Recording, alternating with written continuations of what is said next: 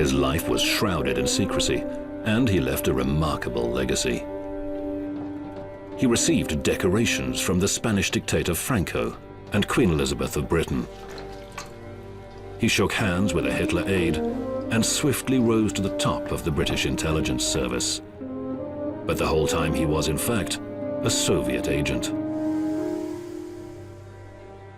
Many sought to unravel the Kim Philby enigma during his life, and a quarter of a century after his death, it's still the subject of continuing debate.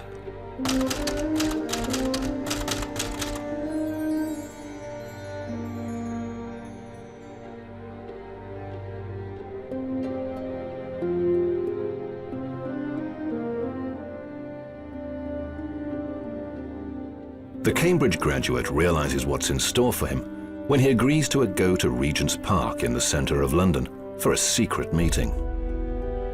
But he couldn't even imagine how dramatically his life would change after that talk with a stranger.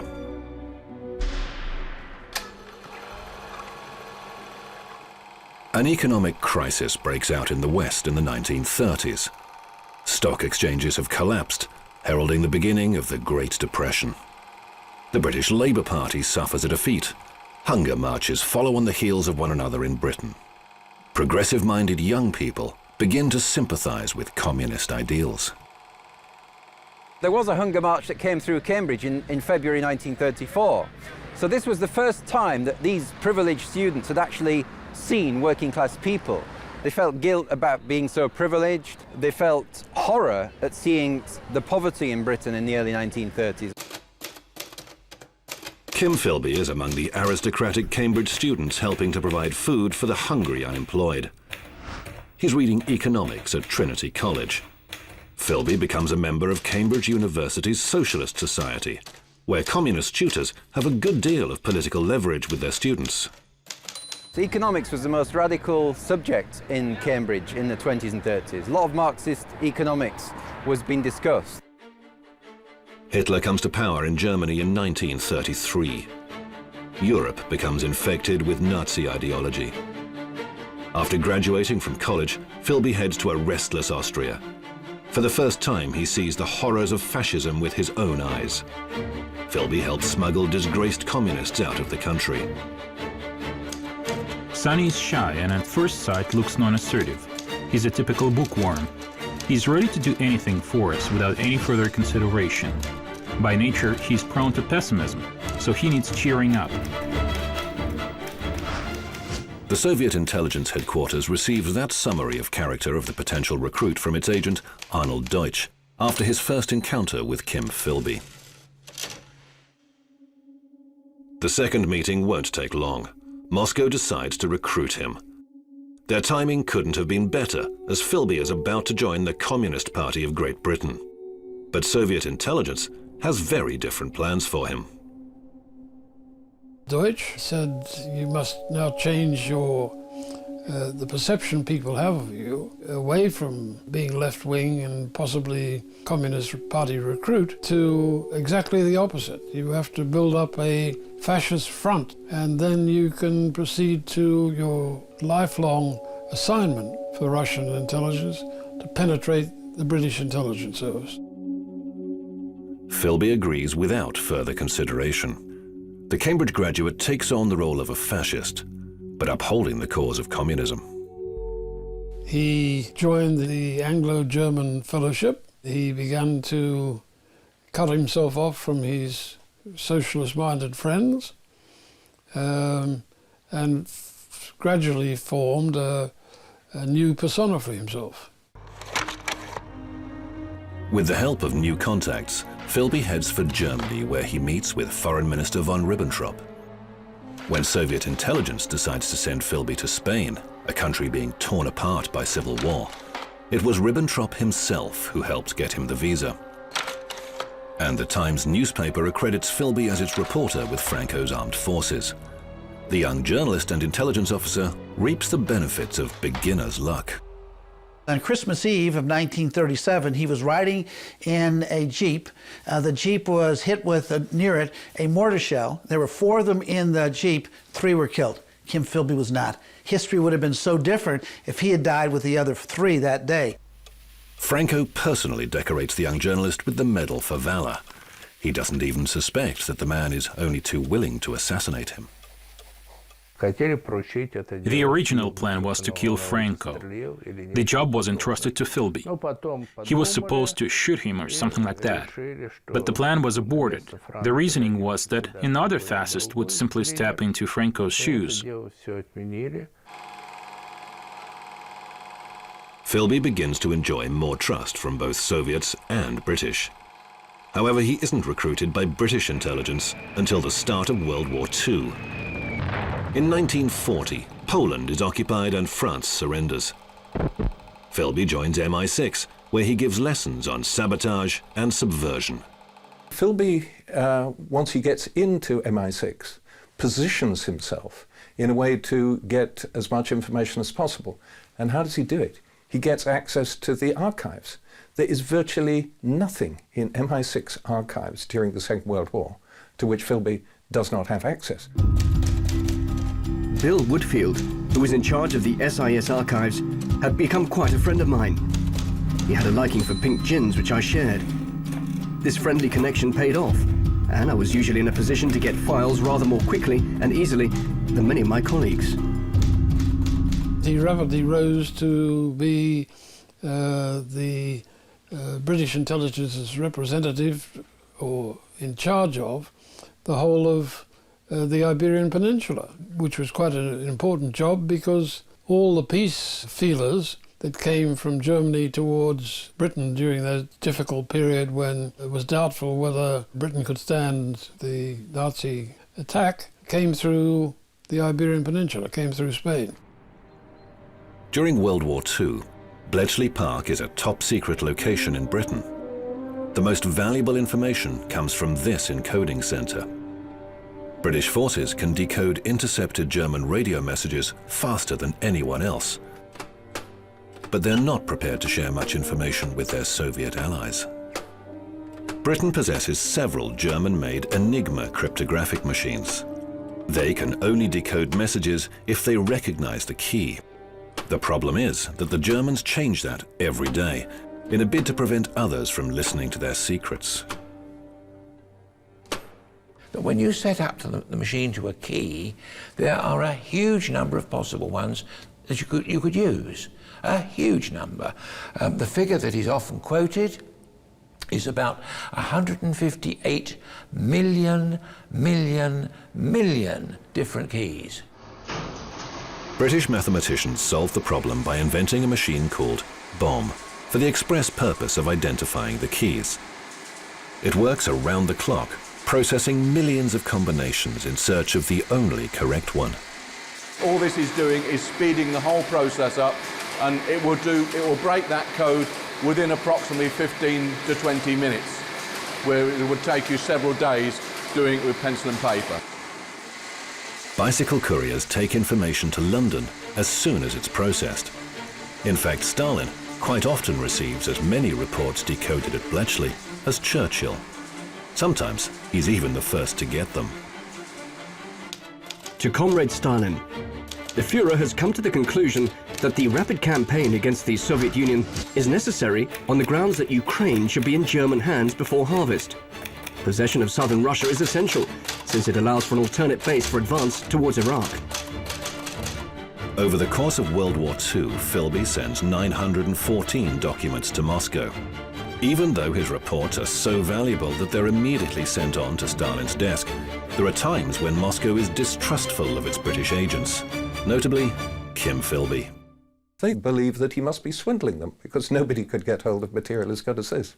And they even send somebody to Britain to follow him around to try and see him making contact with the British deceivers who are deceiving the Soviet Union.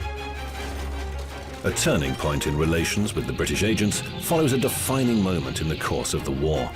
Philby is the first to alert Stalin to Operation Citadel, a planned German advance against Kursk.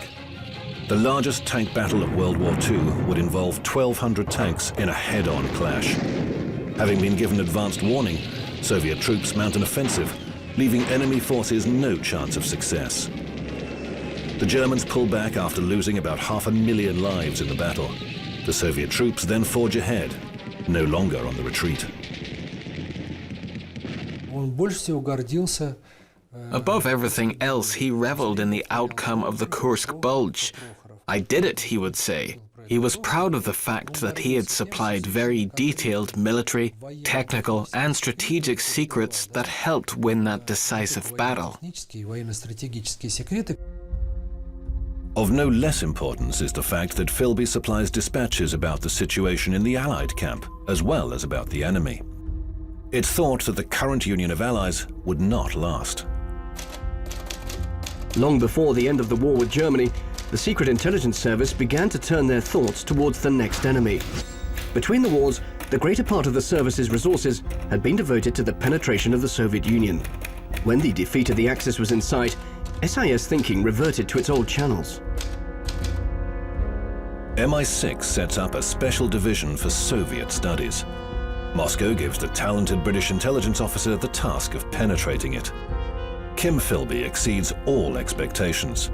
In less than 6 months, the Soviet agent becomes head of the division charged with countering the Soviet threat. In other words, he's the person who is in a position to look at everything that we know about what the Soviet Union and Soviet intelligence is doing in Britain, and not simply in Britain, and the context that it has with people in the Communist Party. So that was an extraordinary achievement. By a twist of fate, Philby's boss recommends him for an award for his services to Britain during World War II. The Queen personally decorates him with the most excellent order of the British Empire. The career of the intelligence officer continues to rise. He becomes one of the candidates for the post of head of MI6, the highest rank in British intelligence.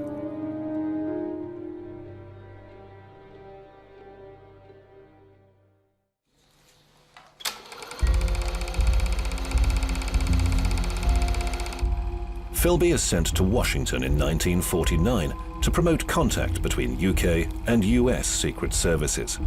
As a result, the Soviet agent finds himself at the heart of every British and American intelligence operation during one of the most tense periods of the Cold War. He is well aware of all undercover operations against countries of the socialist bloc. In particular, he learns about subversive plans in Albania, Bulgaria, and the Soviet Union itself. Groups of saboteurs were regularly airdropped into those countries. British and Americans exchanged precise information about the timing and geographical coordinates of their operations. I do not know what happened to those groups, but I can make an informed guess.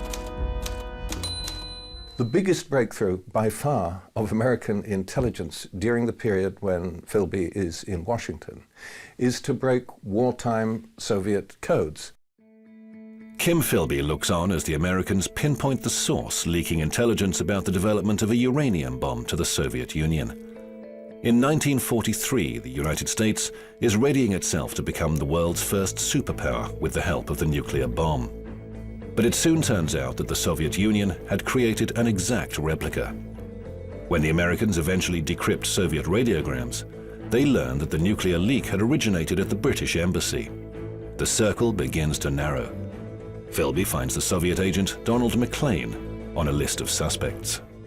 He felt obliged to tell McLean, partly to protect himself, because he didn't know how much McLean knew about his role. So he tipped off McLean. Philby seeks help from a friend and fellow Soviet agent, Guy Burgess. Like Philby, Burgess is working in Washington at the same time. Moreover, he's even living in Philby's home. Burgess's task is to meet McLean in London to help him flee to the Soviet Union before he can be interrogated. One of the things that Kim Philby had said to Burgess, go back and alert him, but do not defect yourself because it'll bring out attention to me here in the United States. What horrifies Philby is that Burgess goes as well. And Burgess had promised him that he wouldn't go as well. And from that moment onwards, Philby is under suspicion. Shortly afterwards, Philby is recalled to London to face a series of protracted interrogations. The British stage an on-and-off mock trial over the course of 5 years. But they fail to uncover enough incriminating evidence to prosecute Philby. As an insider and a seasoned intelligence officer, he knows all too well how the system works. A prosecutor cannot give away the reason that he is suspicious of you without also giving away how he came to receive that information. As he said, they would say, well, how do you explain this? He would say, I can't. I mean, it must just be coincidence. And he stonewalled and blocked, and the investigator said afterwards, the interrogator said afterwards, I couldn't pin him down. Philby suffered from vertigo. He often said that if British counterintelligence attempted to torture him with heights during interrogation in the early 1950s, he would completely spill the beans. Even though the investigation into Philby is closed, he's fired from his job at the intelligence service. In 1955, Washington insists that the case be reopened. The media is in uproar. They depict Philby as a victim of persecution. The British Foreign Secretary is compelled to make a public statement clearing him of all suspicions. Philby also has to make a public appearance. Well, if there was a third man, were you in fact the third man? No, I was not. After several years of inactivity, Philby rejoins the British intelligence service. Former fellow officers don't question his innocence. They find a job for him in Beirut, where he officially works as a reporter for The Observer and The Economist. We were covering the whole area of Syria, Jordan, Egypt, and so most of the time we were travelling from Beirut was our base, but we were covering sort of coups d'etats and wars. Richard Beeston is one of those who maintains close contact with Philby in Beirut. The two men often drink and picnic together. No doubt local Britons have already heard a lot about the reputation of the man who had helped Soviet agents to defect. But nobody musters enough courage to ask the question point blank. However, the curiosity of Beeston's wife eventually gets the better of her. We'd been out drinking a lot, and she turned to him and said, are you really the third man? And he said, my dear, what would you do if you happened to a great friend of yours who's going to get into trouble? Where are your loyalties, to your country or to your friendship, you know? And so he really gave it away. It's not until 1962 that MI6 gets hold of credible information from a defector. Kim Philby is finally revealed as a Soviet agent. Nicholas Elliott, his fellow officer, travels to Beirut to interrogate him. And Philby makes a partial confession. What he admitted was being a Russian agent up to 1946, you know, our great wartime ally and so on, but not after 1946. And Elliott and MI6 believed that. They actually, the head of MI5 and the head of MI6 jointly write a letter to the head of the FBI, J. Edgar Hoover, saying, we believe that Philby has told the truth. He only worked for the Russians until 1946. A few days later, when Philby leaves Russia, they realize that they're wrong, and it's all really rather embarrassing. Philby's escape to the country he spent 30 years spying for is now inevitable. In January 1963, he sets foot on Soviet soil. So Philby spends his 51st winter in Moscow. He's surrounded with care and attention and secrecy. In the USSR, the Englishman becomes Comrade Andrei Fyodorovich Martins. The interest in Kim Philby has never waned. There was very significant efforts to try to monitor what he was doing in Soviet Union. He was leading a comfortable life.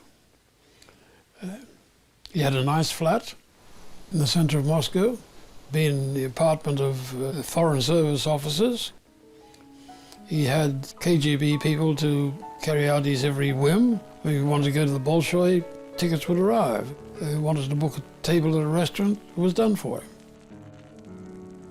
Philby enjoys the perks, but he's aching to get back into action. He seeks work befitting a general, but instead, all he gets is a general's pension. Philby is seen as a hero and is even awarded the Order of Lenin, the country's highest decoration. Yet he's not let out of his golden cage. He would tell me that he had been overflowing with information. He would write numerous memos, but later he realized nobody needed all that. You can imagine how that grand, knowledgeable man must have felt. It's no wonder he was prone to drinking bouts. Once he remarked that hard drinking was the easiest way of suicide. I suspect that initially he might even have been doing it with that aim in view. Rufina tries to help Kim overcome his destructive habit. Kim calls her the woman of his life and boasts about her in letters to friends.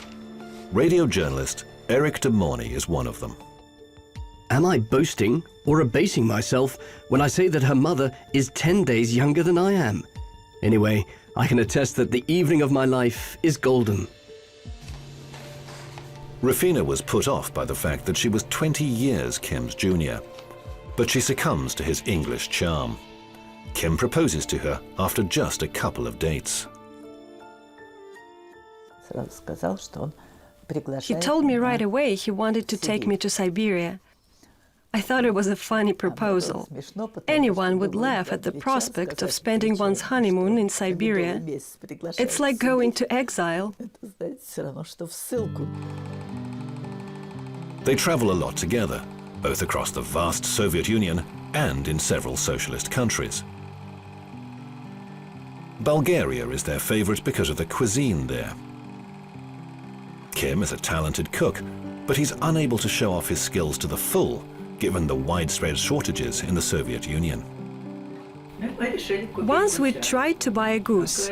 We were told each of us was entitled only to 1/2 of a goose. That was the rule in those days. I still remember the miserable expression on Kim's face. "But I can't cook half a goose," he exclaimed. So I had to plead with the shop's top manager to sell us an entire goose, and he complied. That was our joint victory. While living in the Soviet Union, Philby misses some of the home comforts of England. The KGB sets aside a special fund to pay for them.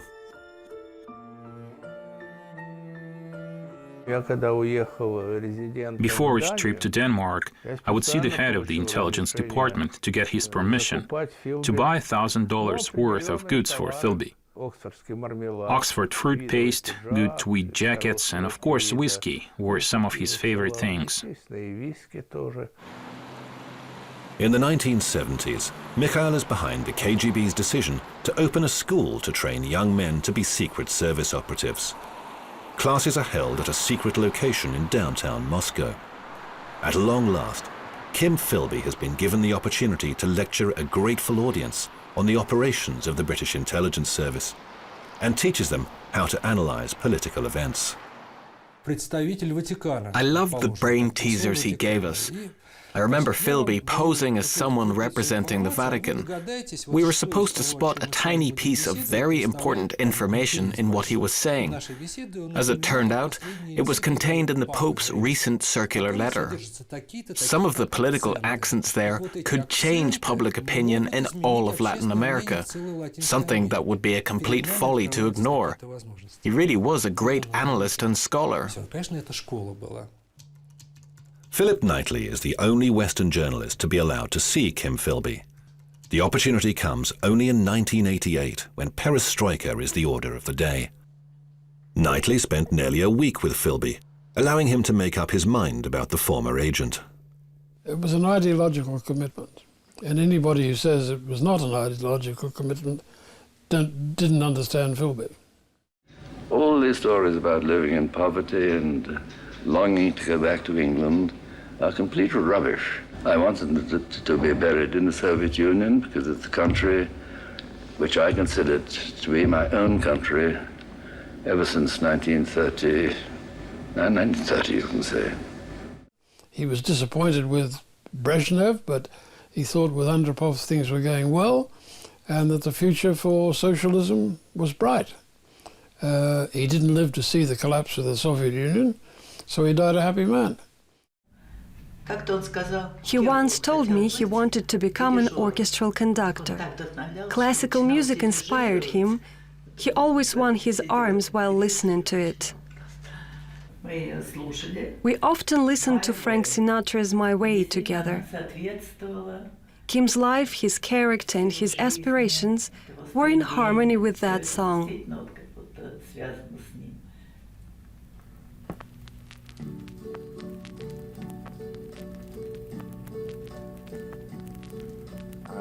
How can I be unhappy here? I've got a wonderful wife. I've got wonderful colleagues, not only in Moscow, but all over the Soviet Union, wherever I go. He's a traitor. He's an extremely able traitor. Regardless of all the names they call him, I think the English are proud of Philby. To them, only an Englishman could be a man of such stature and such integrity. In the long run, when you weigh his contribution to the intelligence wars, he was a major player. People don't forget who Kim Philby is. Here we are talking about him, and he died in 1988, and they still talk about him. In one sense, he had his own immortality.